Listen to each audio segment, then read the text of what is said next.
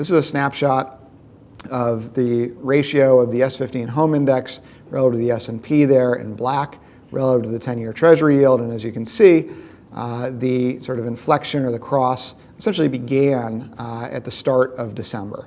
So rates began coming down, housing stocks began going up. On slide 51, this is our macro team's sort of growth and inflation format, their quad system where they basically look at changes in the rate of change of both U.S. economic growth and U.S. inflation.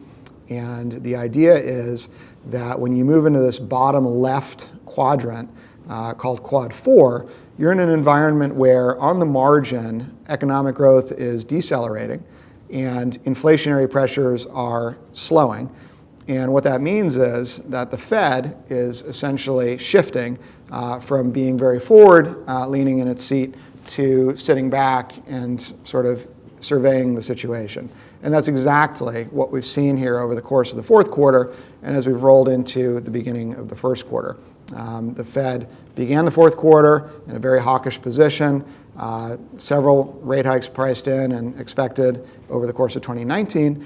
Fast forward 3.5 or just over 3 months, and we have a very different environment today. And that's really the idea. And so as you can see here, the mapping is that the fourth quarter was very much a quad 4 environment. Expectations are that the first quarter will remain that.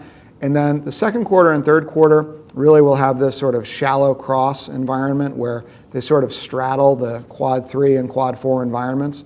And between now and the end of the first quarter, that of course could change and we could just remain solidly in Q4. We'll see. But the point is that for now, the expectation is that for the intermediate term, we're very much in this quad 4 environment where we expect growth data to continue to slow, inflation pressure to continue to recede, and therefore the rate environment is going to remain favorable, meaning that yields should continue to come lower.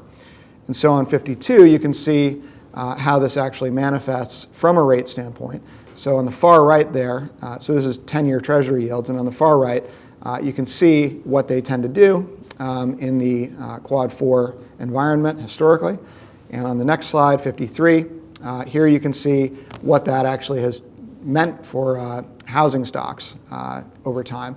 So generally, quad 4 is a very good environment for housing equity performance, as is quad 1. So those are sort of your two sweet spots.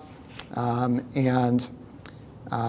by the way, we're sort of coming from an environment where obviously things haven't been so good, which is also consistent with our quad framework.